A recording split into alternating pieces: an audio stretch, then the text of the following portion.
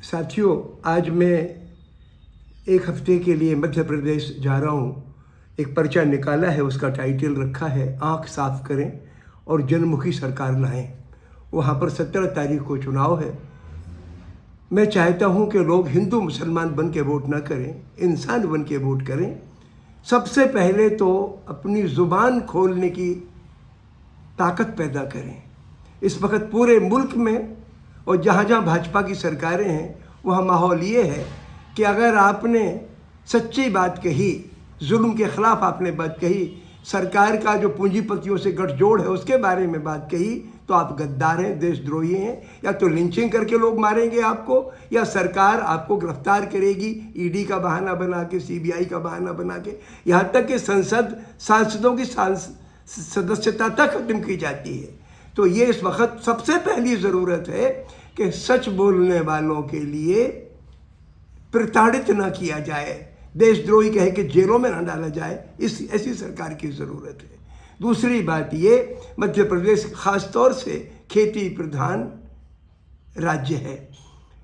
वहाँ पर सरबदी गेहूँ पैदा होता है, जिसको फार्म व्हीट भी कहते हैं, 306 भी कहते हैं। वो सबसे ऊंची क्वालिटी का गेहूं कहलाता है।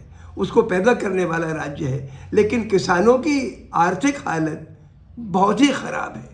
वहाँ पर जब पिछले 1.5 साल पहले किसान आंदोलन देश में चल रहा था, 1 साल चला, तो मैं गया था मध्य प्रदेश में, विदिशा के आसपास के एक गाँव में। मैंने गाँव के लोगों से कहा कि पंचायत कर लें। किसान डर गए, बोले साहब सरकार की परमिशन तो लेनी पड़ेगी क्या।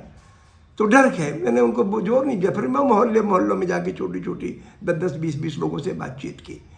यानी जिस वक्त 3 काले कानून खेती के आए और बाद में सरकार को वापस भी लेने पड़े साल भर के बाद, जिसमें 700 किसान मर चुके थे तब तक, तो उस के बारे में मध्य प्रदेश में मुंह नहीं खोल सकते। लोगों को याद आ गया मंदसौर का घटना जिसमें कई किसान मर गए थे। मंदसौर मध्य प्रदेश का एक शहर है। किसान डेमोन्स्ट्रेट कर रहे थे। हर साल टमाटर की कीमतें या प्याज की कीमतें उछाल मारती हैं। ये किसी कमी की वजह से नहीं, बल्कि इस वजह से क्योंकि जमाखोरी करके जो व्यापारी तबके के खरबपति व्यापारी हैं, वो चीज़ों को अपने फ़ायदे के लिए इस्तेमाल करते हैं।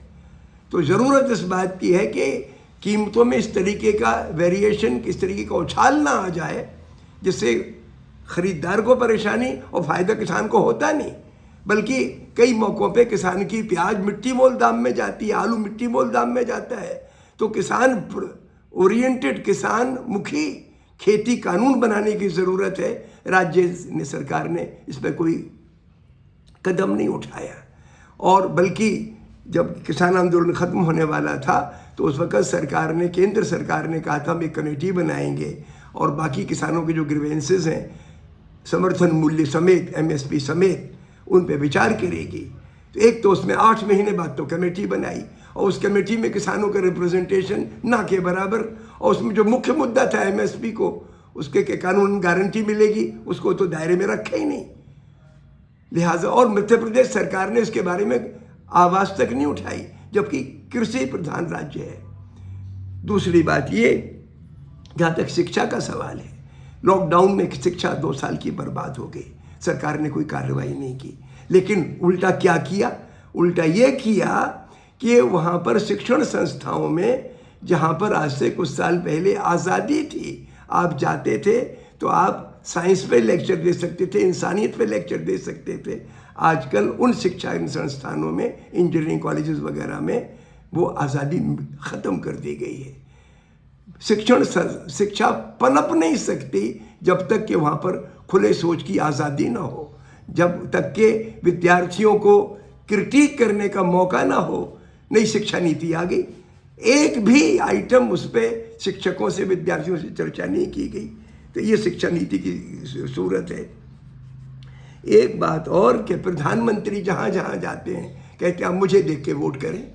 अरे भाई, आप प्रधानमंत्री नहीं चुन रहे हो, आपको अपने ज़िले का, अपने इलाके का एक प्रतिनिधि चुनना है, जनप्रतिनिधि, जो जनता की समस्याओं को समझे, उनको उठाए हिम्मत से। गुलाम नहीं खड़े करने हैं आपको। ये प्रधानमंत्री क्या बोलते हैं? और इसके बारे में राज्य के सामाजिक कार्यकर्ता, राजनीतिक कार्यकर्ताओं को उपेक्षा करने वाली बात हो गई।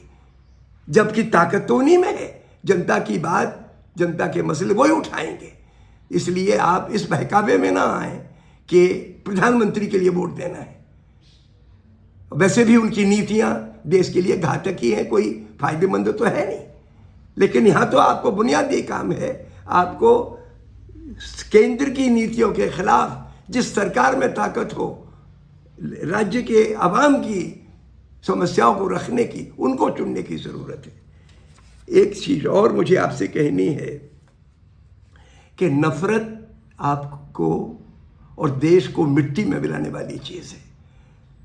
अगर कोई पार्टी, कोई सरकार धार्मिकता का बहाना बना के आपके अंदर नफरत मजबूत करती है, तंगदिली मजबूत करती है, इंसान में दो फाड़ पैदा करती है, वो सरकार बहुत ही गलत है। ऐसी सरकारों को ना चुने, बल्कि राजनीति को इस भेदभाव वाली ध्रुवीकरण की नीति से अलग करें। इस वक्त देश संकट से गुजर रहा है, लोगों को रोजगार का मसला है, लोगों को शिक्षा का स्तर बढ़ाने का मसला है। 2 साल बर्बाद हो चुके हैं। ऐसे में हम संजीदा बने और संजीदा बन के ही वोट करें ताकि जिम्मेवार सरकार लाएं। बहुत बहुत शुक्रिया।